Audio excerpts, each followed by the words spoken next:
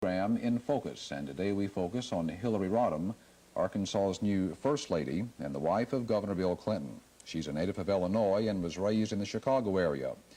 She has an undergraduate degree from Wellesley University and a law degree from Yale University, and that's where she met her husband. Ms. Rodham is a former law professor at the University of Arkansas in Fayetteville and is a practicing attorney in Little Rock. We'll have a chance to get better acquainted with Arkansas's new First Lady on this edition of In Focus, and we'll be back with the initial question in just a moment. So now, for about a month, do you feel comfortable in this new position, if it can be called a position? Well, I think it is a position, Jack, and I do feel comfortable, but there is still a lot to learn and a lot to be done that we're just becoming acquainted with, so it's a little early to talk very much about. From person to First Lady? Well, I suppose there are two things. One, of course, is the lack of privacy, the fact that Bill has to be followed by and around a lot of people all the time, and that, of course, we live in a public house in the state, a beautiful house. And the other thing is that with the legislature coming into session so soon after the governor's inaugurated, actually beginning the day before the governor's inaugurated, there's just so much work to be done and so many people to fit into meetings and other kinds of arrangements that it's been a pretty much of a crash program the last couple of weeks to try to keep up with all of the obligations that we both have. It took me a while to get here, I'll tell you. It was hard to plan it and schedule it with everything else going on. The lack of privacy, is that a problem? Does that bother you? You are in a fishbowl existence, and I know that you have had some problems maybe in that regard already. How do you handle that? Well, I think that anyone who's going to be in public life has to, first of all, accept the fact that a certain amount of your privacy has to be curtailed because you have an obligation to be available to people, and for people to feel that they have access to you, that takes a certain amount of effort and work on your part. It does concern me somewhat, though, because I think that with mass communications and ready accessibility by the media as well as transportation, people do feel, and justifiably so, very close to their elected officials and their public servants. The problem is that it doesn't often provide enough time for us to lead private lives, to be with one another, to have a family life, to have time to think. I mean, there's so many difficult decisions that Bill faces every day that if all he were accessible to people, he could never have enough time to learn enough or to think enough to make the decisions. So I think it's a trade-off that one knows one makes when you enter public life, but I try as much as I can, particularly on his behalf, to take as much effort as I can make to guard his privacy so that he has enough time to sleep and eat and think, because I believe that the people elected him to make decisions, and if he's just always a public person, there's no time for that. So it is a problem, but it's one that we're willing to live with and to figure out. He's gone so much of the time. You're gone part of the time as a practicing attorney. When are you all ever together? Well, we're together as often as we can be, and of course, when he was Attorney General, we had the same sorts of problems in terms of finding enough time to be together. There's not enough time. We really enjoy being with one another, and we just have to make a special effort.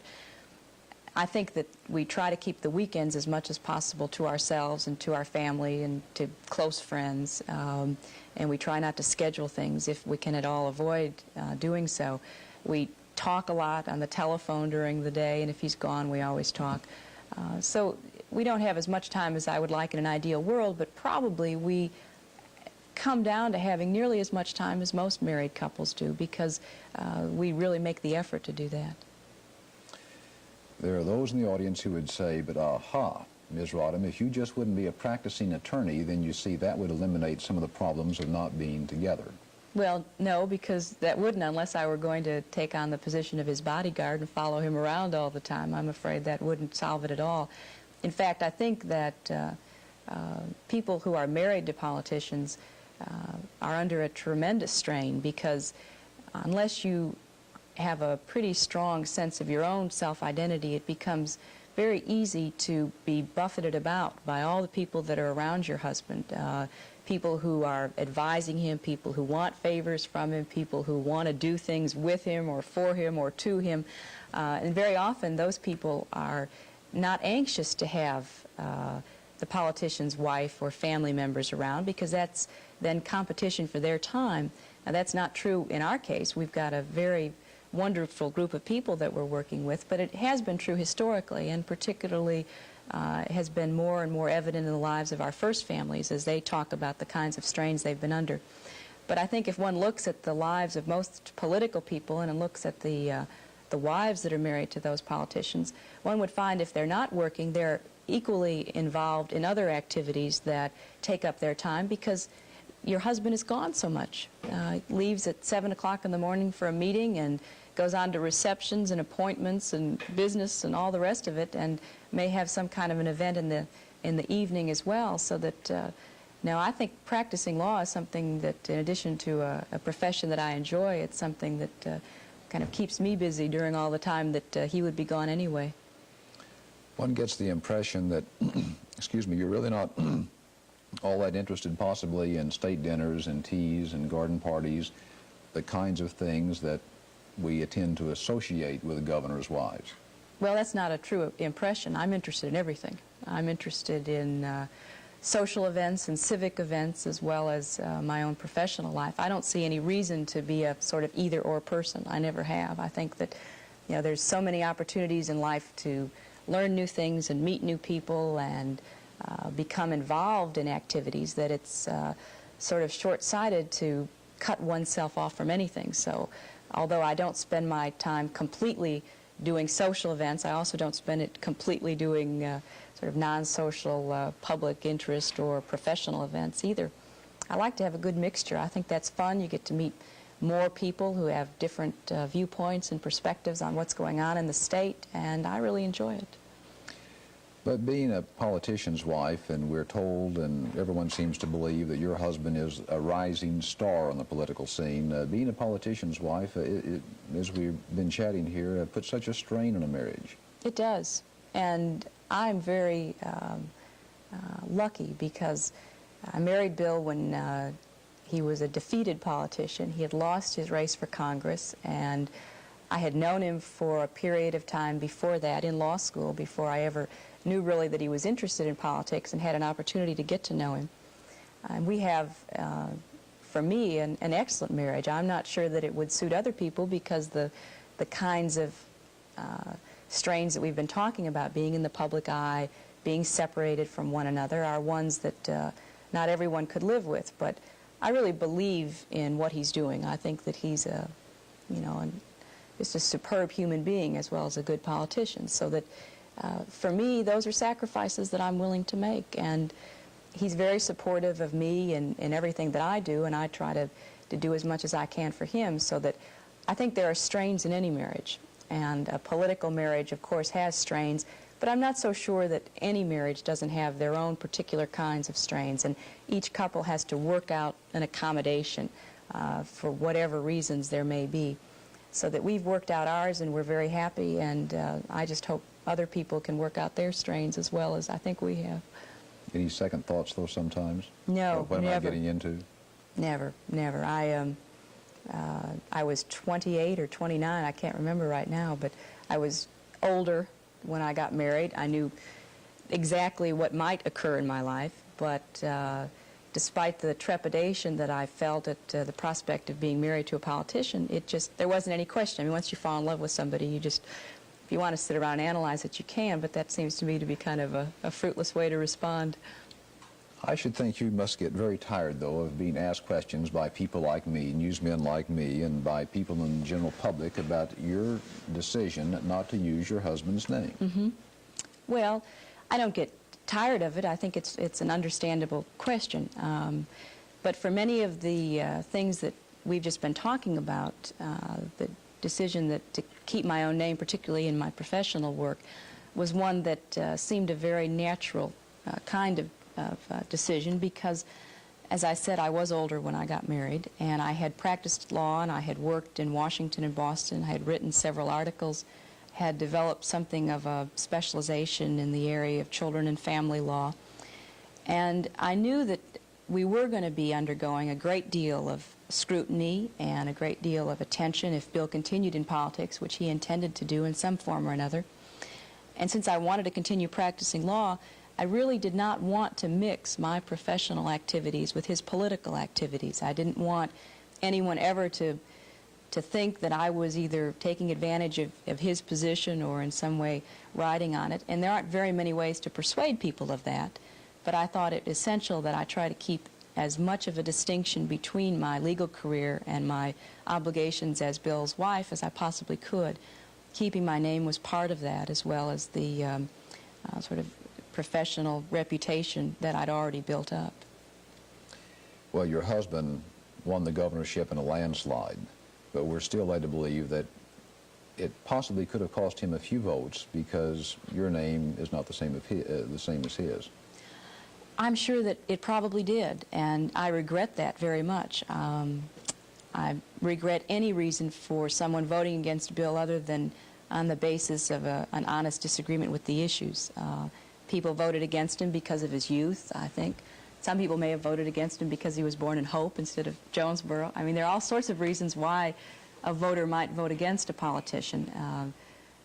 They aren't good reasons in my mind. I think that as people get to know him better and as they watch him perform as governor, I think they will realize, those that voted for him, that their confidence was well placed, and those that did not, that perhaps they should take a second look. Does it bother you that because you don't use your husband's name that people think you're too liberal? And after all, this is not a state known for liberalism. Well, I don't know about that. Anita Bryant didn't take her husband's name either, and I don't think that she has a liberal image. I think a lot of people have images that are in no way related to reality. And there's really not much that one can do about that. Someone could come up with an image of either me or my husband or you that if you were to sit down and talk with the person would dissolve, because you'd realize that your image was not in any way reflective of how that person acted or believed. And I can only hope that whatever image people might have of either me or Bill, they will hold in abeyance until they have an opportunity to meet us or to talk with us. Both of us are trying to get around the state and meet with people and visit with them and find out what's on their minds and share our concerns as well as our hopes about what we're going to do in the next couple of years. So I'm sure that some people have an image. Some people may think I'm too conservative. Some people may think I'm to this or to that. But I think that's another one of the dangers about being in public life. One cannot live one's life based on what somebody else's image of you might be. I suppose that there have been many wives of politicians who may have had serious problems personally because they were worried about the image that they had and as to whether or not that would hurt their husband. All one can do is live the life that God gave you, and you just do the best you can, and if somebody likes you or doesn't like you, that's really, in many ways, something you have no control over. So. We have made a big deal, we in the news media have made a big deal over your husband's age, the fact that he is the youngest governor in the nation right now. He is the second youngest governor in the state's history just by a matter of months. The thought has occurred to me, though, that you may very well be the youngest first lady in the nation.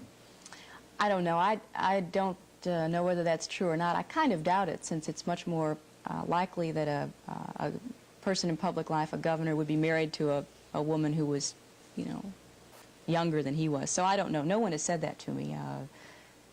So I really have no way of knowing whether it's true or not. Your youth, his youth, your youth, is that a problem for you as you try to get settled now in the governor's mansion, as you deal with the veteran politicians of the state? It hasn't proven to be. At least thus far. In many ways it's been a blessing, because the amount of work that's required is demanding on one's stamina and enthusiasm, both of which Bill and I are lucky to have.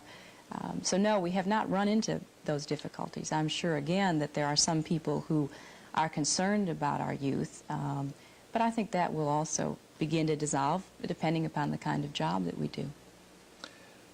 The thought occurs to me that you really don't fit the image that we have created for the governor's wife in Arkansas. You're not a native. You've been educated in liberal Eastern universities. You're less than 40. You don't have any children. You don't use your husband's name. You practice law. Does it concern you that maybe other people feel that you don't fit the image that we have created for the governor's wife in Arkansas? No, because just as I said before, I think that each person should be assessed and judged on, you know, that person's own merits. And I'm not 40, but that hopefully will be cured by age. Eventually I will be. We don't have any children yet, and we're hoping to have children, so that I hope will be cured in a number of years also. That doesn't bother me. And I hope that it doesn't bother very many people. I think that in a way it's kind of a tribute to the state that someone who may or may not fit an image is accepted on her own terms. You know, I came to Arkansas of my own free will. You know, I was not born here, and I fell in love with the state and decided to stay, and Bill and I were married. I think that is a kind of indication of what we're trying to do in the state, that the time of feeling that Arkansas was in any way second to anybody, or the thank God for Mississippi image that we've, I think, had for too long, is beginning to disappear. And I want to do everything that I can to help that go as fast as we can make it disappear, because, you know, I have friends all over the country, people who are constantly asking me, you know, what it's like living in Arkansas, you know, why I moved here, and all the rest of it. And, you know, I'm someone who has lived in other places. You know, I've lived outside of large cities. I've lived on the East Coast. I've been all over the country and in some parts of Europe. And I just cannot think of a better place to be living right now. And, you know, that may sound kind of trite, but, you know, I just think that we've got so many opportunities, and that at the same time we've got a chance to meld what has always been, to me at least, one of the great parts of Arkansas heritage, which is our sort of individualistic tradition and the ties that bind people, with all of the possibilities for economic and other kinds of growth. So I don't know about image. I just hope that the reality is going to match what I want the image of the state to be, and if I can participate and contribute to that, I'll just be very happy about it. What else has attracted you to Arkansas? Well, I think the energy that people are beginning to display. You know, I taught at the law school up in Fayetteville for 2 years, and was able to spend time with you know, students, you know, people in the law school and the college, and was able really to observe just a continuing growth and hope in the future, that there was a chance of translating, you know, our slogan, land of opportunity, into reality. And I like that kind of energy. People aren't sort of beaten down by what's gone on before. They feel like you know, the future's before them rather than behind them. You know, when one visits some of the larger cities that I'm familiar with now, there's such a feeling of just lack of possibilities, that time has kind of passed them by, and that they're kind of withering on the vine. Well, there isn't that here. And there may be a certain amount of optimism that one in some other situation might say is unfounded or a little naive, but I like that too. I think you cannot achieve things unless you have a certain set of ideals and goals and are willing to dream about possibilities. And I think that's what's happening in this state. I find it really exciting. You know, I can't say enough about it. I hope everybody, if there is anybody out there listening and watching or caring what we're talking about, feels the same way, and that each of us is going to try to do everything we can to encourage the other person. The only thing that has ever bothered me about Arkansas since I've lived here is the remnant of feeling that I saw in some of my students, that, you know, that we weren't as able to seize opportunities. Maybe we weren't as good as people elsewhere. And I think that's beginning to disappear. And as fast as we can make it disappear, I think we're going to continue to just grow and do all sorts of good things. The slower pace didn't bother you here? The poverty that we have here, that didn't bother you when you came here? Oh, I've seen, you know, poverty all over the world, and I know that, you know, when I was growing up outside of Chicago, one of the ways that we spent a lot of our times in our church youth groups was going out and working with people who were very poor, you know, migrants and people living in the slums of Chicago and other places. So I've always been familiar with poverty, and have always done what I could to, in any way that I can, to alleviate it and to help people. Of course it bothers me, but it's everywhere. It's not an Arkansas problem. It's a universal problem. I think maybe because we aren't as large as some other places, we can have a more personal understanding of what other people are living through who may not be in our family or down our block, but are in our communities, because our communities are still by and large smaller. I hope that's true. The slower pace was a welcome relief. You know, when I moved to Washington, moved from Washington to Arkansas, I had just finished working on the impeachment inquiry staff, and we had worked 18, 20 hours a day, sometimes overnight, because the pressure was so intense and the kind of work that we were doing was so important to us all. I was pleased to live in a community where people were willing to lead a more full and rounded life. People weren't just workaholics. They were involved in community activities. They took family and friends seriously, and I was very glad to be there. But so often people who come from the outside of Arkansas say, we're so unprogressive here. We're just not as progressive as they are up north or somewhere else. Well, I think that depends upon what they mean and what we mean by progressive. You know, if it's progress to default on your bond obligations so that your city's going into bankruptcy, or if it's progress to have such an incredible crime rate that people don't venture outside their doors, or if it's progress to live in a city whose air you can't breathe, well, then I hope we are unprogressive, and I hope we never get to the point where that's our definition of progress. I think people who say that about us or to us just don't have any understanding of what's happening in Arkansas and what has happened for the last several years. I think we're making progress as we define progress. We are trying to industrialize and increase our economic development at the same time that we take care of our environment. You know, I was driving over here today with a gentleman, and we were talking about his living out in the country. You know, he doesn't want to move to Little Rock. He doesn't even want to live in Jonesboro. He wants to stay in the community where he is, of about 500 people. He just wants to be able to have an opportunity there for his children to go to good schools and for the people in the community to have good paying jobs. And if we can spread our economic development across the state so that people can stay where they are, we can avoid a lot of the problems that have happened in other cities. I mean, if you take a city like Atlanta even, which is growing so rapidly, well, it's depleting the other parts of the state. People are moving into Atlanta, and they're not staying where they were because there are no jobs there. Well, our definition, and Bill's talked about this all through the campaign and in his first weeks as governor, our definition of progress is having a well-balanced kind of growth that reaches all sectors of the economy, all regions of our state, and all kinds of people, so that we're not just focusing the growth in one particular part of the state, and that we have industry that comes here that is compatible with our environment, so that we don't in 10 or 15 years turn around and are sorry that we've progressed because we now no longer can breathe, or we can't hunt, or we can't walk in a quiet place. You know, that's our idea of progress, keeping the quality of life that enables people to live with some sense of harmony between themselves and, you know, their neighbors and nature and all, and at the same time being able to lead good lives that are remunerative and that enable them to raise their children. And, you know, that's what we mean by progress. I don't know what somebody else means by progress when they say we aren't progressive, you know. Ms. Rodham, you said in the past that Arkansas is the kind of state where one person can make a difference, and that's one thing you appreciated about this state. In your own case, could that mean a difference on the Equal Rights Amendment, for example? Oh, I don't know. I think that the Equal Rights Amendment is in for some very hard sledding in the General Assembly. I have always supported the Equal Rights Amendment. I think that much of the opposition to it is based on misinformation, and I know that many people sincerely believe that the Equal Rights Amendment would cause all kinds of difficulties.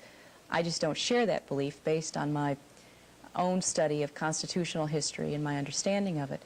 I doubt if it could make a difference in that particular area, but I will certainly be willing to do whatever I can to talk with people and to visit with them about, you know, my impression of it. I know that Rosalind Carter said the other day that she just found it bewildering to perceive all of the opposition to it, and I to some extent share that belief. I think that the opposition is much more out of a sense of frustration, really, at the way that our country has developed in the last several years, that indeed we seem to have lost sight of all kinds of purposes and goals that we once held, or at least thought we held. But I don't think that the Equal Rights Amendment, frankly, would stem the flow of that kind of activity that we all agree is destructive to family and community and all the rest. I think that we need to take action against that in some other areas. One of the areas that I've been particularly interested in is the area of children, and I think that much of the energy that, for instance, is focused opposing the Equal Rights Amendment, in my opinion, and it's just my opinion, would be better spent doing activities on behalf of abused children, or trying to find some decent facilities to help care for the children of those women who have to work. Many times I think that people forget what it is like to raise a child alone because of being widowed or divorced, and we have so many women like that in Arkansas. And despite the claims of the opponents of the Equal Rights Amendment, the wage differential between men and women continues to grow larger in our state. And there are just a lot of neonatal and perinatal problems. In many parts of our state, we don't even have an obstetrician in the county, so that, you know, women who are pregnant have to go to another part of the state or across a state border to be taken care of. Well, we should be able to provide the facilities here for our children. And Bill has introduced legislation this session that would set up a perinatal health care network in the state, focused on the Arkansas Children's Hospital in Little Rock as the sort of best hospital, so that we would refer children from, you know, Truman or Jonesboro into the facilities on a regional level, and then if they had serious problems into Little Rock, rather than having to go to Memphis. I'd really like to see the time when we could take care of all of our children's health care problems here. And on that note, we must end. Our thanks to Hilary Rodham, the wife of Governor Bill Clinton, for being our guest today on this edition of In Focus.